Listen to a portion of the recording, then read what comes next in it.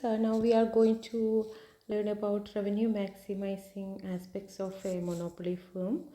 Actually, this revenue maximizing objective of the firm is first introduced by William J. Baumol. William J പൗമോളാണ് ആദ്യമായിട്ട് ഈ revenue maximisation objective of the firm അവതരിപ്പിച്ചത്. അദ്ദേഹത്തിൻ്റെ business behaviour, values and growth ഉള്ള ഒരു edit വർക്കിൽ ഒരു New York publish ചെയ്ത 1967 ചാപ്റ്റർ 6 നിങ്ങൾക്ക് റെഫർ ചെയ്താൽ ഈ തിയറിയെക്കുറിച്ച് കൂടുതൽ ഡീറ്റെയിൽസ് കിട്ടുന്നതായിരിക്കും. അപ്പോൾ മൊണോപ്പൊളി ഫേം ഈ പ്രോഫിറ്റ് മാക്സിമൈസേഷൻ അല്ലാത്ത മറ്റൊരു ഒബ്ജക്റ്റീവായ റവന്യൂ മാക്സിമൈസ് ചെയ്യുന്നത് എങ്ങനെയാണ് എന്നാണ് നമ്മളിവിടെ മാത്തമാറ്റിക്കൽ എക്കണോമിക്സിൽ നമുക്കിവിടെ പഠിക്കാൻ പോകുന്നത്.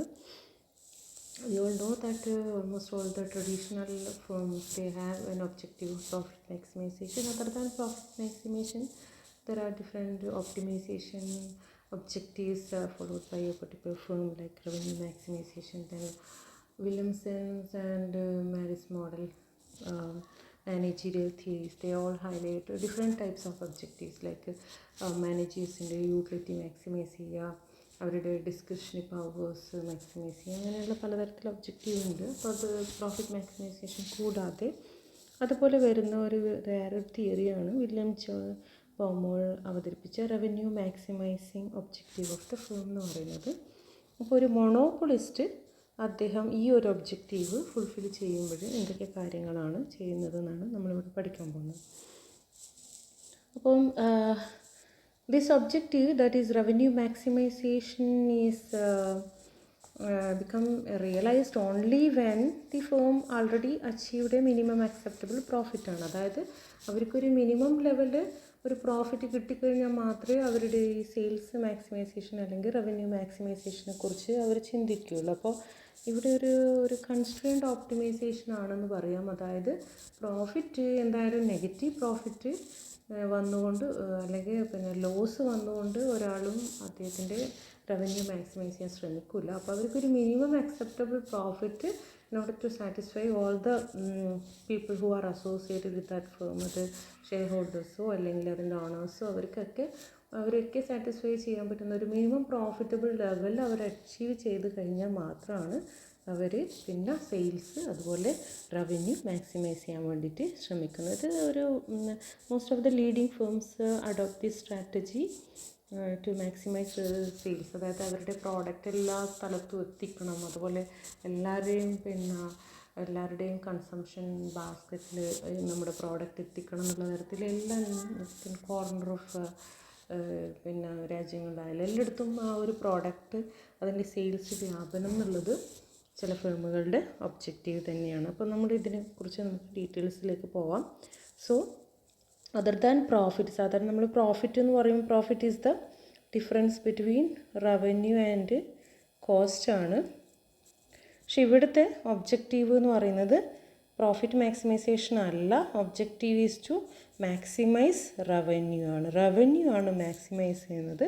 But that is subject to a constraint ആണ്. ഈ കൺസ്ട്രെയിൻ എന്ന് പറയുന്നത് his profit is already reach the minimum acceptable level, അല്ലെങ്കിൽ അവർ പ്രതീക്ഷിക്കുന്ന ഒരു മിനിമം പ്രോഫിറ്റ് ഉണ്ടാവും. ആ പ്രോഫിറ്റിനേക്കാളും കൂടുതൽ ആക്ച്വൽ പ്രോഫിറ്റ് അവർക്ക് കിട്ടിയിട്ടുണ്ട് എന്നുള്ളതാണ്. ഇപ്പോൾ pi dot represent the minimum acceptable level and there actual profit is somewhat equal or greater than minimum acceptable level, then we can say that he maximizes his profit. So objective of the revenue maximizing monopolist is to maximize his sales revenue subject to a constraint. അതായത് constrain എന്ന് പറഞ്ഞാൽ അവർ minimum എത്രയാണോ പ്രതീക്ഷിക്കുന്നത് അതിനേക്കാളും കൂടുതലോ അല്ലെങ്കിൽ സമമായിട്ടോ അവർക്ക് profit ലഭിച്ചിട്ടുണ്ട് എന്നുള്ളതാണ് അവിടുത്തെ കൺസ്ട്രെയിൻ എന്ന് പറയുന്നത്.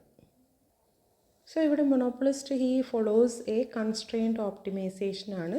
So we form a constrained objective function by using lambda as a variable. We combine this revenue and the profit function. So we can write it as L. L shows that combined function ആണ്, that combines revenue, that is the first objective function, and plus lambda into his profit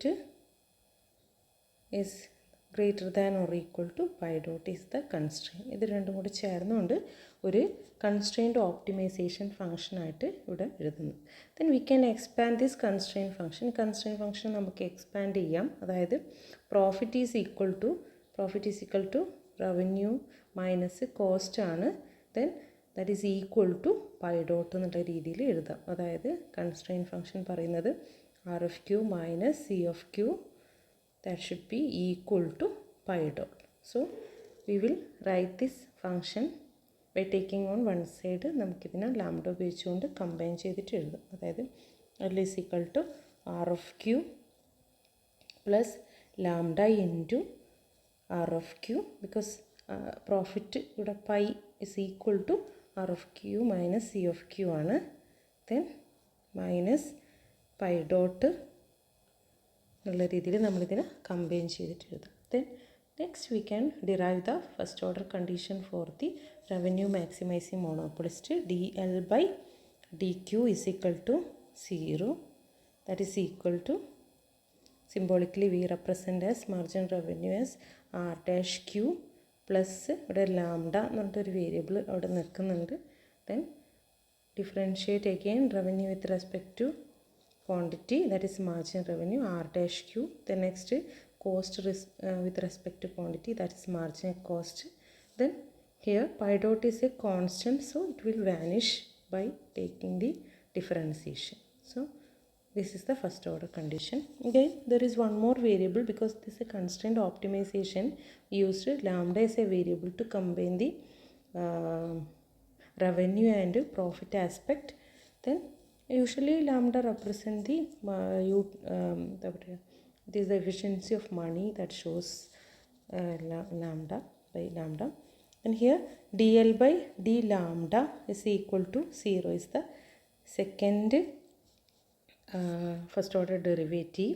So we have to differentiate this L with respect to lambda, so it will give the constraint itself, that is R of Q minus C of Q minus pi dot equal to 0 is the first order condition for revenue maximizing monopoly.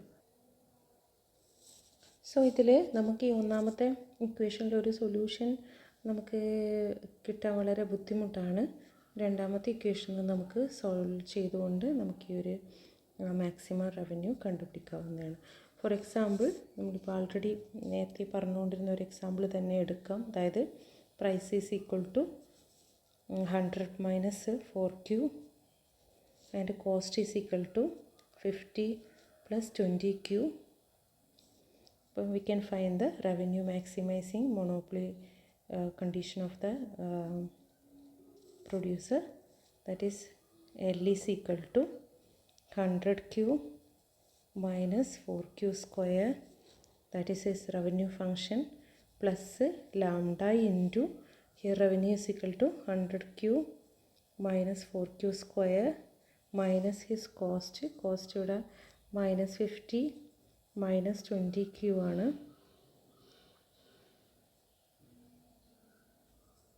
Next അദ്ദേഹത്തിൻ്റെ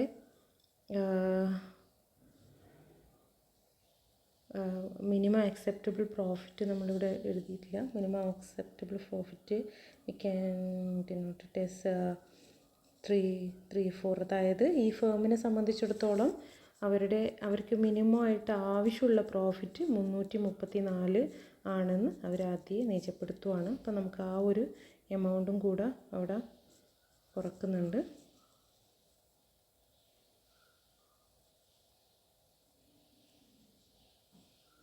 So that should be also inside the bracket.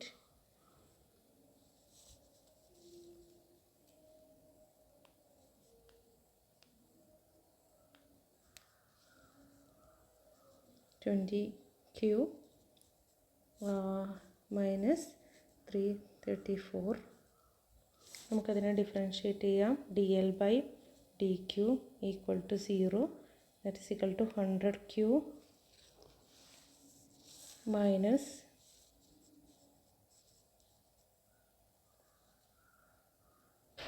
334 that is equal to 100 minus 8q plus lambda into 100 minus 8q. 50 will again vanish, minus 20, again 334 again also get vanish, and this is equal to 0. The next dl by d lambda, differentiate that function with respect to lambda, then that will retain the constraint function, that is r of q minus c of q equal to 334, that is 100q minus 4q square minus 50 minus 20q minus 334 equal to 0.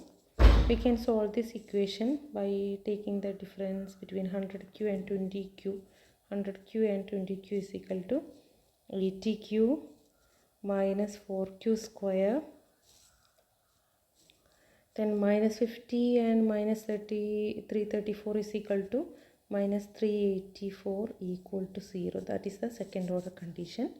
Then this equation is just like a polynomial function or a quadratic function, and we can use minus b plus or minus square root of b square minus 4ac divided by 2a as the formula to find or to solve this equation.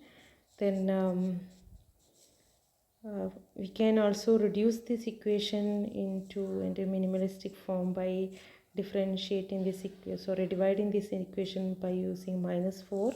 Then the equation will become q square minus 20q plus 96 equal to 0.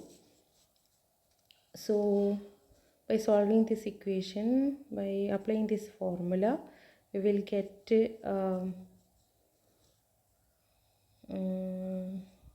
so this is equal to 20 plus 20q.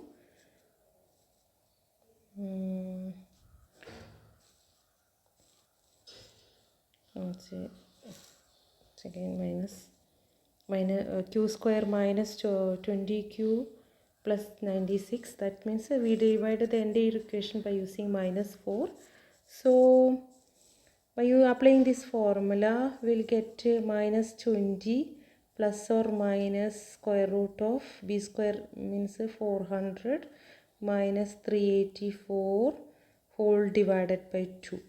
So we will get two options like minus 20 plus 400 minus 384 is equal to 16. Square root of 16 is equal to 4. So 20 plus or minus 4 divided by 2. Then it will give two solutions. Minus 20 plus 4 divided by 2 will give 12 as an answer. So we will get two answers for the quantity 12 and the next one minus 20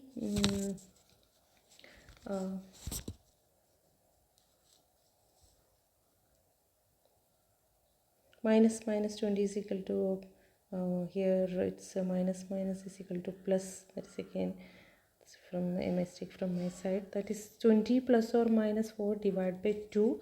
Then that is equal to 12 and we will get 8 as two quantities. So these are the solution for the quantity that we obtain from the revenue maximizing monopoly.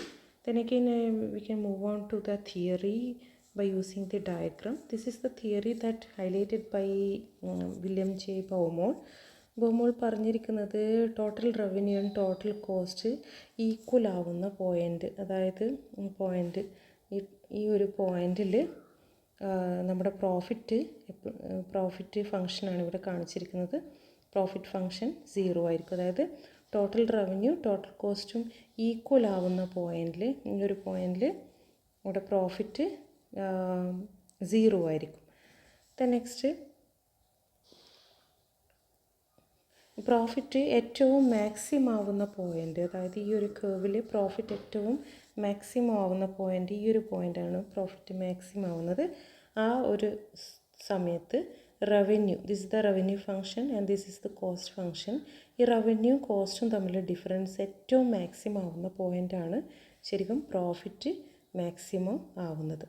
സാധാരണ firm എപ്പോഴും choose ചെയ്യുന്നത് Q2 എന്നുള്ള ക്വാണ്ടിറ്റിയിലാണ്.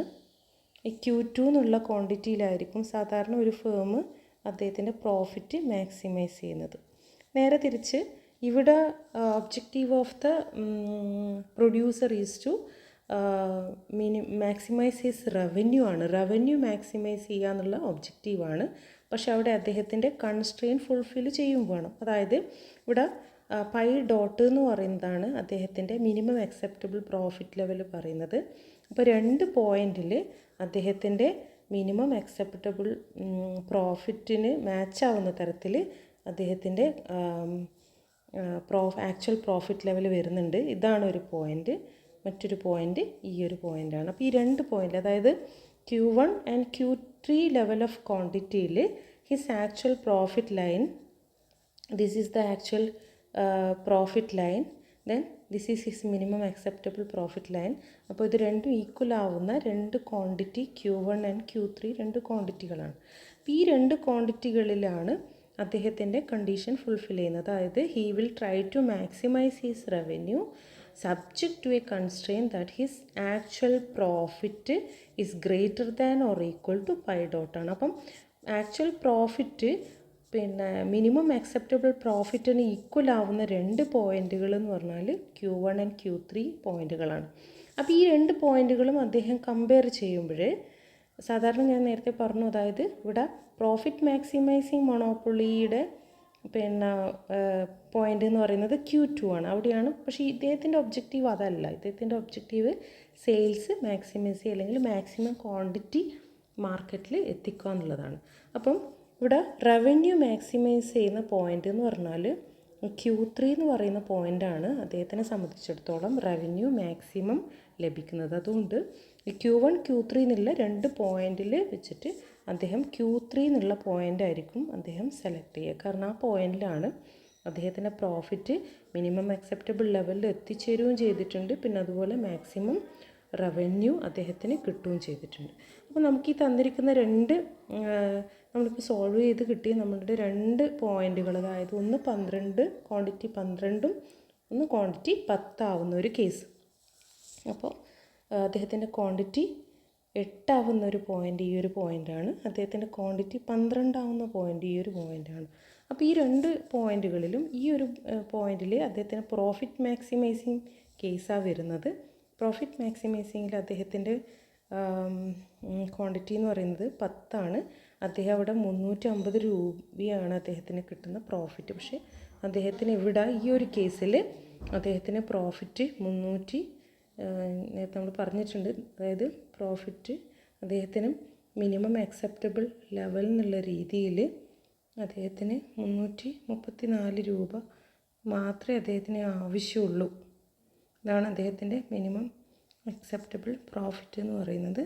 അപ്പോൾ ആ ഒരു profit മാത്രമേ അദ്ദേഹത്തിന് ആവശ്യമുള്ളൂ. അതുകൊണ്ട് അദ്ദേഹം ഈ 334 രൂപ മതി അദ്ദേഹത്തിന്. അപ്പോൾ പിന്നെ അദ്ദേഹം ശ്രമിക്കുന്നത് റവന്യൂ മാക്സിമൈസ് ചെയ്യാൻ വേണ്ടിയിട്ടാണ്.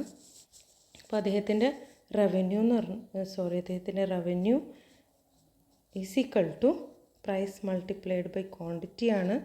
That is equal to 100 Q minus 4Q square ആണ്.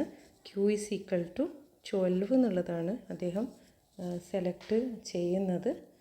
അപ്പോൾ ഈ ഒരു കേസിൽ Q is equal to 12, that means 100 into 12 minus 4 into 12 square എന്നുള്ള രീതിയിലാണ് അദ്ദേഹത്തിന് വരുന്നത്. അതായത് അദ്ദേഹത്തിന് ഏകദേശം റവന്യൂ എന്ന് പറഞ്ഞാൽ 624 രൂപ അദ്ദേഹത്തിന് റവന്യൂ ആയിട്ട് ഈ ഒരു പോയിന്റിൽ കിട്ടുന്നുണ്ട്. സാധാരണയാണെങ്കിൽ നമുക്ക് ഒരു പ്രോഫിറ്റ് മാക്സിമൈസേഷൻ കണ്ടീഷനിലാണെങ്കിൽ അദ്ദേഹത്തിന് ഏകദേശം 600 രൂപ മാത്രമേ റവന്യൂ കിട്ടുമായിരുന്നുള്ളൂ. പക്ഷേ ഈ ഒരു കേസ് വരുമ്പോഴേക്കും അദ്ദേഹത്തിന് നല്ലൊരു റവന്യൂ കിട്ടുന്നുണ്ട്. കാരണം പ്രോഫിറ്റ് മാക്സിമൈസേഷൻ കേസിൽ അദ്ദേഹത്തിന് ക്വാണ്ടിറ്റി 10 മാത്രമേ വരുന്നുള്ളൂ. പ്രൈസ് ഈസ് ഈക്വൽ ടു 60 ആണ്. അപ്പോൾ 60 പ്ലസ് 10 ഈസ് ഈക്വൽ ടു 600 ആണ് അദ്ദേഹത്തിൻ്റെ റവന്യൂ എന്ന് പറയുന്നത്. പക്ഷേ ഈ ഒരു കേസിൽ അദ്ദേഹം 624 റവന്യൂ അദ്ദേഹത്തിന് കിട്ടിയിട്ടുണ്ട്. അത് വന്നതെന്ന് പറഞ്ഞാൽ ഈ ഒരു റവന്യൂ മാക്സിമൈസേഷൻ അദ്ദേഹത്തിൻ്റെ ഒബ്ജക്റ്റീവ് ആയതുകൊണ്ടാണ്.